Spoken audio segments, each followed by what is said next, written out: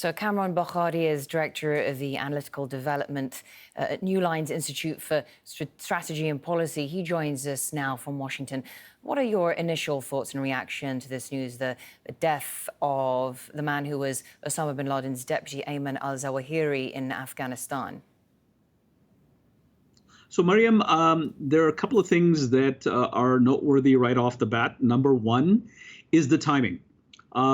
We're talking about a time when the U.S. and the Taliban regime are negotiating the release of funds that are frozen in American accounts that the Taliban are trying to get access to.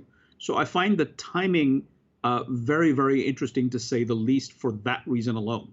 Second of all, I find it odd that, and obviously we don't know this hasn't been confirmed, but the reports that we're getting is that this strike took place somewhere in the Afghan capital.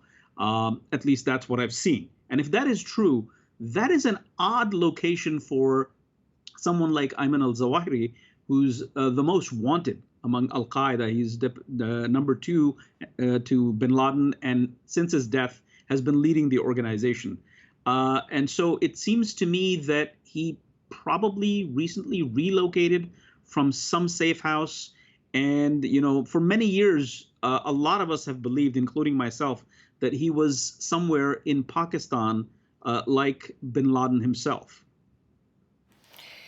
And so, so he was not only in Afghanistan when he's perhaps believed to be in Pakistan, but he was in the nation's capital. Now, what does that suggest about the security situation in Kabul and perhaps the sort of vacuum or the atmosphere there that enabled him to be present and to presumably continue with his activities and operations? I mean, that is huge in the sense that shows a sense of confidence on the part of the al-Qaeda leader that he could actually live in Kabul because the Taliban regime came to power. I don't know, and I don't think anyone knows, when exactly he might have relocated from his hideout, wherever that may be, on either side of the Afghan-Pakistani border. But that shows that he was confident that he would remain safe, because this is a man that has been below the radar for years and years, especially after he saw that U.S. forces were able to eliminate his former boss, Osama bin Laden. So for him to do that, that shows that he had some confidence, and he was enabled to relocate to, of all places, the Afghan capital. And that shows that, at least, the general environment is conducive for terrorist organizations under the Taliban regime. But at the same time, it would be interesting to know and find out how the U.S. government was able to get the intelligence on his whereabouts.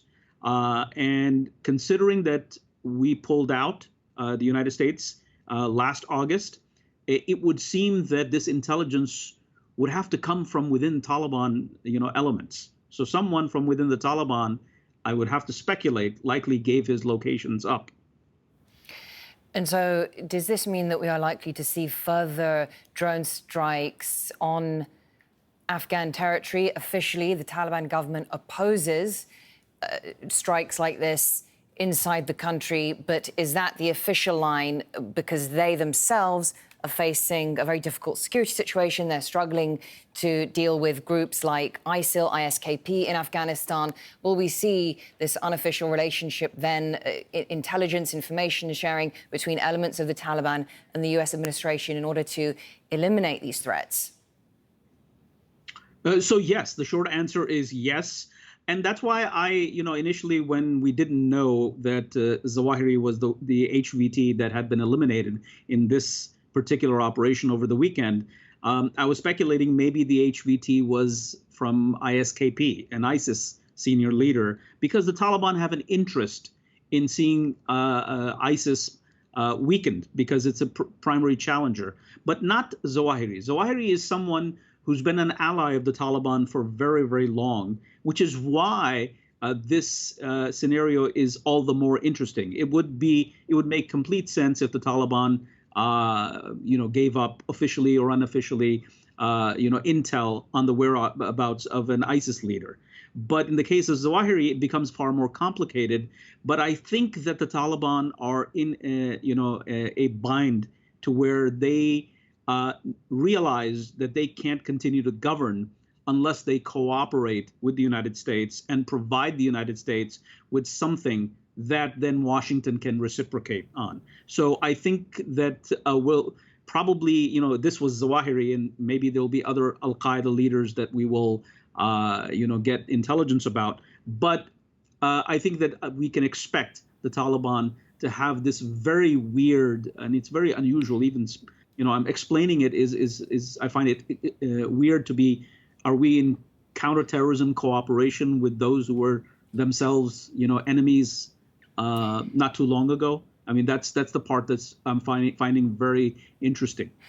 Now, what kind of movement, two questions here, what kind of movement will his successor inherit? And could this be to the benefit of ISIL? I think it will be to the benefit of ISIS, but then, I'd like to caveat that by saying that, for all intents and purposes, ISIS had eclipsed al-Qaeda a long time ago. But in this theater, in this, Afghanistan-Pakistan theater, it would seem that the center of gravity of transnational jihadism would shift to ISIS. So because, this is a very fluidic battle space, and fighters are sort of moving through different organizations. So with Zawahiri eliminated, that leaves very few people who command the kind of respect that Zawahiri did under al-Qaeda. So this is a severe blow to whatever remained of al-Qaeda, but it does improve the recruitment ability of ISIS. So there's a lot of hard work up ahead in order to deal with the threat. Kamran Bokhari, thank you very much.